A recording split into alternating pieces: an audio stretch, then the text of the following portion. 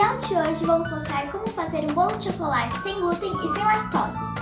Você vai precisar de óleo de soja, 3 ovos, leite de coco, açúcar, farinha sem glúten, farinha de coco, coco ralado e cacau.